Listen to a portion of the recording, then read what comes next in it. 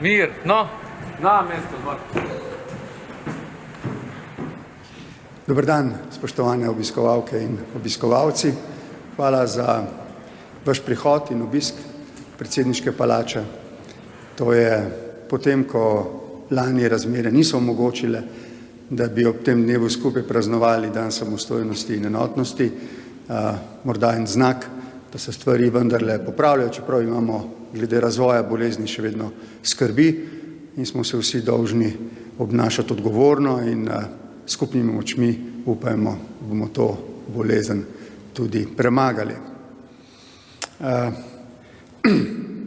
Rad bi v vašem in mojem imenu od tukaj iz predsedniške palače poslal iskrene čestitke z najboljšimi željami za prihodnost vsem Slovenkam in Slovencem, doma in po svetu, vsem državljankam in državljanom. Upam, da bo prihodnje leto prineslo veliko tistega, kar vsak od nas želi zase, intimno za ljudi, ki jih imamo radi, in tudi za vse nas kot skupnost, zlasti kar se tiče te bolezni, da bomo končno premagali to bolezen in se vrnili v nekaj, kar imenujemo sicer normalnost ali nova normalnost. Danes ste prišli na dan odprtih vrat, prišli ste pogledati predsedniško palačo, temu bo namenjen tudi vaš obisk, predtem pa bom izkoristil vašo pozornost in iz tega mesta danes ob državnem prazniku nagovoril tako vas, kot tudi vso slovensko javnost. Rad bi, da današnji dan, državni praznik, praznujemo kot praznik naše enotnosti in razumemo, da smo pred 31 leti lahko oblikovali to enotnost zato, ker smo se veliko pogovarjali, ker smo se poslušali, ker smo se spoštovali in ker smo bili pripravljeni na kompromise, ki so na koncu pripeljali do veliko potezne odločitve za ustanovitev lastne države. Vendar pa bi rad ta današnji kratek priložnostni nagovor rad usmeril v prihodnost. Ko je pred 31 leti dr. France Bučar, predsednik tedanje skupščine, razglasil rezultate plebiscita, je pravzaprav govoril o naši prihodnosti. Slovenci smo se, vsi, ki smo živeli takrat v Republiki Sloveniji, večinsko plebiscitarno odločili za samostojno državo. To razglasitev danes praznujemo. Odločili smo se enotno, kot sem dejal, zaradi tega, ker je bilo to vprašanje tako pomembno, da se je bilo okrog tega vredno poenotiti v času leta 1990, po prvih demokratičnih volitvah. Danes bi rad spregovoril o prihodnosti zato, ker se mi zdi, da ko praznujemo državne praznike, veliko spominjamo na enotnost in to upravičeno, seveda. Brez enotnosti takrat morda ali ne bi šlo tako gladko, ali pa sploh ne bi šlo. Tega ne vemo. Ampak tisto, o čemer smo se odločili, je bila prihodnost, ki jo zdaj živimo. Mi smo se takrat odločili, da bomo samostojna država, da bomo vključeni v evropsko družino narodov, da bomo del zahodnega sveta, da bomo ugledna država v mednarodni skupnosti, da bomo sami odločili o svoji usodi. 30 let in več kasneje ugotavljamo, da je temu v veliki večini res tako. Zato se mi zdi, da velja danes, ko se spominjamo pomena te enotnosti, razumeti, da smo ga lahko oblikovali zato, ker smo imeli cilj takrat pred seboj. Program, načrt naše prihodnosti. To v teh časih prav tako pogrešam, kot pogrešam nekaj več sodelovanja in dialoga. Več pogovora o načrtu za našo prihodnost. Ne bo napačnega vtisa, da je ta samoumevna. Da danes vemo vse o tem, kar se bo približno dogajalo z našo državo, z našim narodom v prihodnje. Stvari niso morda tako prelomne, tako eksistencialne, kot so bile pred 30 leti. Ob padcu Berlinskega zidu, ob velikih spremembah v mednarodni skupnosti. Vendar pa vsekakor lahko iz cele vrste okoliščin razberemo, da gre znova za neke bolj prelomne trenutke v Evropi in v mednarodni skupnosti in da se moramo mi na to prihodnost pripraviti. Zdaj, če bi šlo vse po naših željah in torej ne bi bilo kakšnih varnostnih ali drugih radikalnejših izzivov, se moramo pripraviti na velik prehod v zeleno, digitalno oziroma pametno prihodnost. Ali to ni tako vprašanje, ki terja od nas veliko več dialoga, veliko več političnega sodelovanja in nenazadnje tudi neke pomembne enotnosti, če bi bilo to potrebno? Seveda. Zato se mi zdi, da če in kolikor pričakujemo več sodelovanja, dialoga in nenazadnje tudi potrebne enotnosti, moramo razumeti, da smo bili tega deležni pred 30 leti zato, ker smo imeli cilj. In to je bila osamosvojitev, ustanovitev lastne države. Torej, če želimo imeti nek dialog, stvaren, sodelovanje, uspešno, moramo imeti, glede naše prihodnosti, cilj. Ta cilj je neka poštena, pravična, če želite, socialno in sicer učinkovita tranzicija v trajnostni razvoj, v zeleno in pametno prihodnost naše države. Ob tem, da okrepimo Evropsko unijo, v kateri smo, da ostanemo pri tem, da imamo samo prijatelje po svetu in nobenega sovražnika. To v teh razmerah ne bo enostavno. Ni nobenih razlogov, da nas je strah prihodnosti. Na prihodnost tudi zaradi dosežkov v teh 30 letih lahko gledamo z upanjem, ampak moramo pa razumeti, da potrebujemo nekaj več osredotočenosti na glavne dileme naše prihodnosti, če želimo imeti stvaren dialog okrog stvarnih vprašanj, ki zadevajo prihodnost naših otrok in njih otrok. Zdaj je čas za to.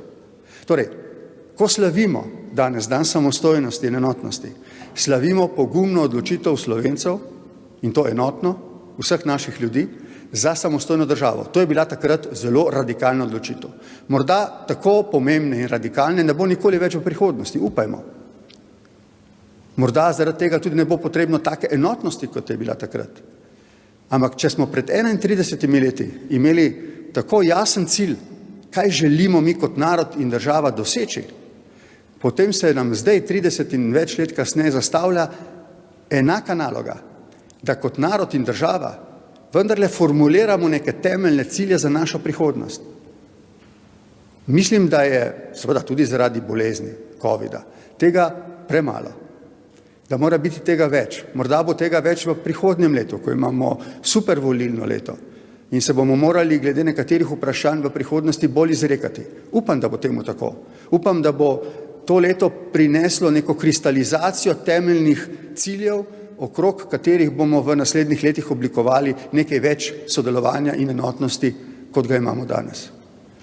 To sem hotel danes poudariti zato, ker se sem in tja pričakuje več sodelovanja in več enotnosti, ne da bi se pomislilo, da mora biti to sodelovanje ali ustvarjanje enotnosti vezano na nek poglaviten narodni ali državni cilj. Mi pa ga mislim, da imamo in ga moramo bolj jasno formulirati. To je ta gladek, uspešen, učinkovit, tudi socialno pravičen prehod v zeleno, digitalno, pametno prihodnost Slovenije. Slovenije, ki je ustvarjena za trajnostni razvoj. Gospe in gospodje, rad bi vam čestital ob dnevu samostojnosti in enotnosti, vas spomnil ponosno na trenutke pred 31 leti, ko je v skupščini France Buča razglasil rezultate tega plebiscita, ko je med nami vladala neka velika vznesenost in je bila pred nami naloga, da voljo ljudi šele uresničimo. In smo jo. Ko smo razglasili državo, smo jo tudi vojaško obranili. In še več. Dobila je mednarodno priznanje. In v 30 letih smo dosegli marsikaj. Seveda so bile tudi napake. Seveda nismo zadovoljni z vsem. Nekaj stvari nas še čaka. Ampak če želimo imeti neko vlogo, če želimo biti močni, socialno, gospodarsko, politično, navznoter in navzven, kot narod in država, potem si moramo zastavljati naše cilje za sredino tega stoletja, za 30 let naprej. velike cilje. Mislim, da je to mogoče, mislim, da smo tega sposobni. Mislim, da smo sposobni doseči tudi neko sodelovanje in soglasje glede teh vprašanj, vendar se moramo potruditi. Ni samoumevno. To je na nek način nauk tistega časa in časa po ustanovitvi naše države. Še enkrat bom ponovil, da sem nepopravljivo optimist.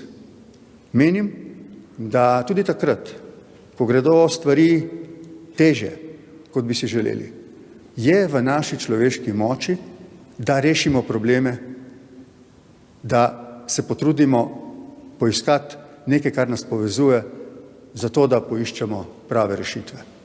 Želim vam, da najprej in predvsem kratkoročno skupaj izidemo iz te bolezni, da jo premagamo, da se naučimo živeti z njo, ali kako bi rekli, potem pa, da se osredotočimo na bolj srednjeročne in dolgoročne cilje in poskušamo med nami ustvariti tudi, zakaj nam kot narodu in kot državi gre v naslednjih desetletjih. Zato, da bomo okrog tega lahko v dialogu in sodelovanju iskali tisto, kar imenujemo soglasje. Vedno, in s tem zaključujem, vedno sem bil prepričan, da je v tako imenovani konsenzualni politiki, v politiki iskanja soglasja, nekaj tiste moči, ki naredi narode, države uspešne. Kdor v tem ni uspešen, v razvoju zaostane. Nimamo težav samo mi, imajo jih tudi nekatere druge, tudi bolj tradicionalne demokracije in države z daljšo tradicijo od naše. Vendar naj nam to ne daje neke utehe, samo razumemo, da smo se znašli v nekem znova prelomnem obdobju, kjer rabimo veliko poteznost, kjer rabimo neko smelost, kjer rabimo dovolj jasne cilje, tudi če se zdijo morda na prvi hip težko dosegljivi, ki bodo iz nas izvili najboljše vrline človeške, politične, socialne, duhovne, ki jih ta narod ima. Absolutno smo to sposobni. Absolutno smo to sposobni. Vam želim, da si to dokažemo, nekaj že v prihodnjem letu, pa potem. To so lepi trenutki, državni prazniki so trenutki, ko smo ponosni na to, kar nas povezuje, hkrati pa so tudi priložnost, da si zadamo ene vizije, stremljenja, cilje za prihodnost, zato da naši otroci, ki so tudi danes z nami, na to prihodnost gledajo z zaupanjem in ne strahom. Lepo se imejte danes tukaj ob obisku.